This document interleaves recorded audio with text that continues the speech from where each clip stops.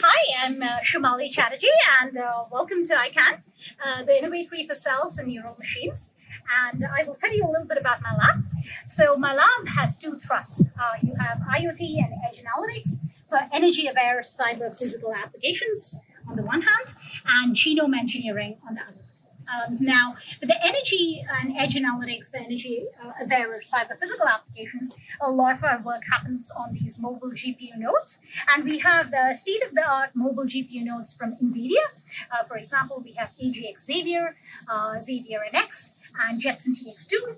And these are the leading edge nodes. You have it on your self-driving cars that drive these self-driving cars. And what we do is we compress the neural networks for computer vision workloads to run on these supercomputers on the palm, right? Think of these mobile GPUs, which are the most powerful GPUs. So you'll be working with a lot of this. So that is the physical part of our test bed. And the cyber part is how do you change the architecture of these neural networks so that they work on these constrained compute nodes in an energy-aware manner.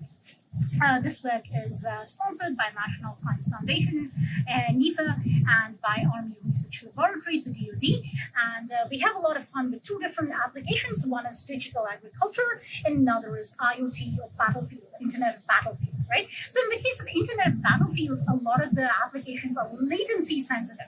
Right? So the metric there is latency. And of course, you have an airport right here.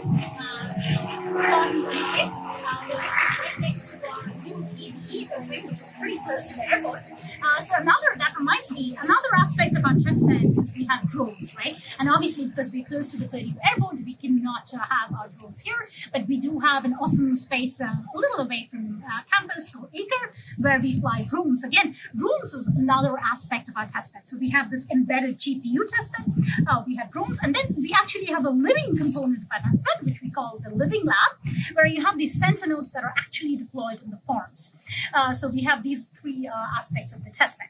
So, like I said, a lot of our applications are computer vision applications.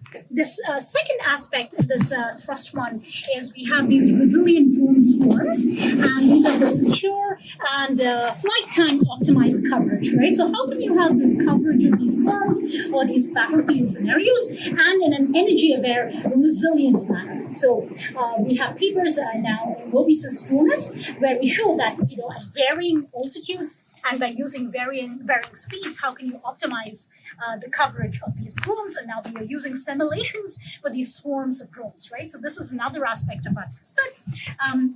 And then finally, we also have another thing that actually straddles very nicely between the IoT and edge computing aspect and the genome engineering aspect is infrastructure, right? So you need compute infrastructure for all of these compute guzzling workloads, right? Think of genomics workloads on the one hand and IoT/computer vision workloads on the other, right? So a lot of this runs on the cloud, right? And a lot of our work, again, this is funded by Amazon AI. A lot of the work is using AWS, and we also have their serverless infrastructure. So what do? We increase the performance of the cloud infrastructure, both conventional cloud and serverless infrastructure. And we have papers in Uselinks ADC, and we also have papers in ECM sensors, right? So we publish in these top computer systems and computer sensors conferences. So for genomics, a lot of our work is in genomics publications such as, BMC Bioinformatics. I'm an associate editor of BMC Bioinformatics, Theranostics, Nature. We also have Science Advances. Now, for the genome engineering part, let me tell you a little bit about that.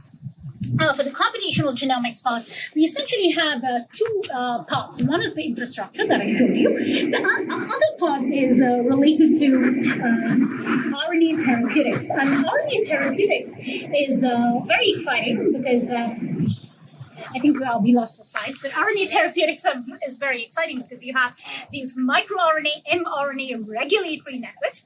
And the thing that we try to do is precision therapeutics. How do you decrease the off-targeting and how do you increase the precision on target, right? And we have visualization software for that.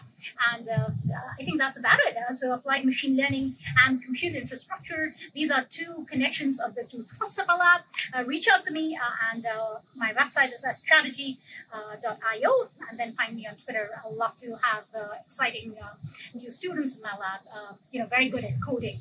That is a basic criterion of joining my lab. Thanks again.